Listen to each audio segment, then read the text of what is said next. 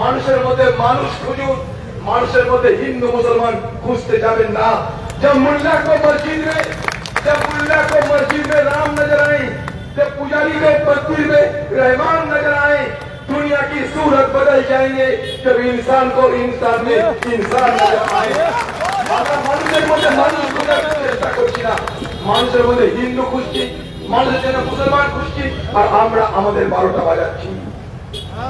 এই ভারতবর্ষের কংগ্রেস পার্টি, এই ভারতবর্ষের বামপন্থীরা আমরা মিলেমিশে এদেশের আজাদী আন্দোলন করেছিলাম, স্বাধীনতার আন্দোলন করেছিলাম। মনে করে দেখুন, সেই স্বাধীনতার আন্দোলনের ফল আমাদের সংবিধান, আমাদের স্বাধীনতা আজকে তা কেড়ে নিতে চলেছে। আজকে প্রচার করা হয় স্বাধীনতার জন্য মুসলমানরা নাকি কিছু করেনি, মুসলমানরা সব দেশদ্রোহী, তাই তাদেরকে বিশ্বাস করো না। এই ভারতবর্ষকে আগামী দিনে হিন্দু রাষ্ট্র তৈরি করতে হবে, হিন্দু রাষ্ট্র তৈরি করে মুসলমানদেরকে দ্বিতীয় শ্রেণীর নাগরিক করতে হবে, তাদের ভোটের অধিকার কেড়ে নিতে হবে। এই হচ্ছে বিজেপি পার্টির প্রচার। ইতিহাসকে বিকৃত করা হচ্ছে, মোগল সাম্রাজ্যের ইতিহাসকে, আমাদের ইতিহাস থেকে মুছে দেওয়ার চেষ্টা করা হচ্ছে। এই ভারতবর্ষে মন্দির মসজিদের রাজনীতি চলছে, হিন্দু মুসলমানের রাজনীতি চলছে, মানুষের রাজনীতি চলছে না।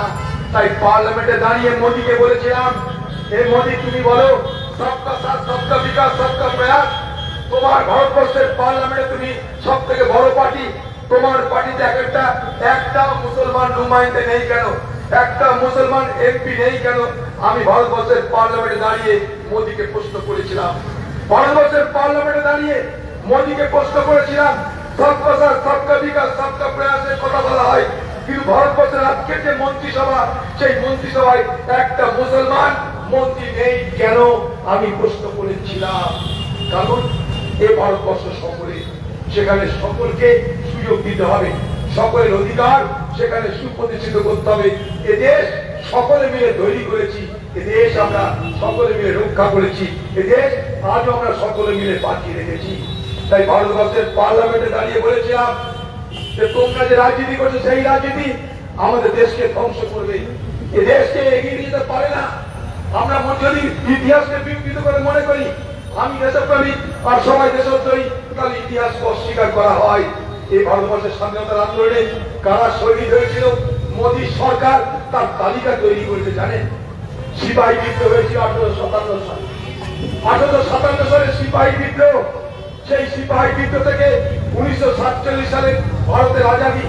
এই সময়ে ভারতবর্ষের যত মানুষ শহীদ হয়েছে তার মধ্যে 30 থেকে 35% মুসলমান। একথা আমি নয়, একথা ভারতবর্ষের আজকে বিজেপি পার্টির পরিসংখ্যান বলছে। সেই পরিসংখ্যানে কোন হিন্দু মহাসভার নেতা নেই, কোন আরএসএস এর নেতা নেই, কোন বিজেপির নেতা নেই।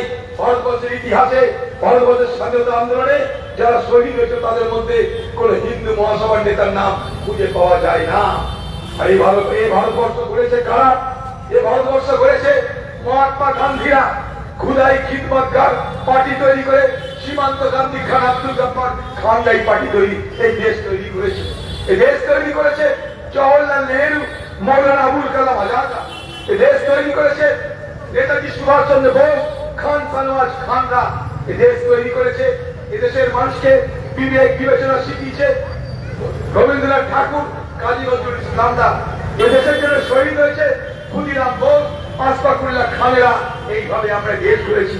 এই দেশ করতে শুধুমাত্র সিপাহী বিদ্রোহে 27,000 মৌলানাকে সেদিনকে হত্যা করা হয়েছিল দিল্লির বুকে, জেনে রাখুন ভারতবর্ষের মানুষ। তাই ভারতবর্ষের পার্লামেন্টে দাঁড়িয়ে মোদীকে বলেছিলাম, মানুষের মধ্যে মানুষ খুঁজুন, মানুষের মধ্যে হিন্দু মুসলমান খুঁজতে যাবেন না।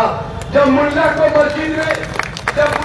मस्जिद में राम नजर आए, जब पुजारी को मंदिर में रहमान नजर आए, दुनिया की सूरत बदल जाएंगे जब इंसान को इंसान में इंसान नजर आए।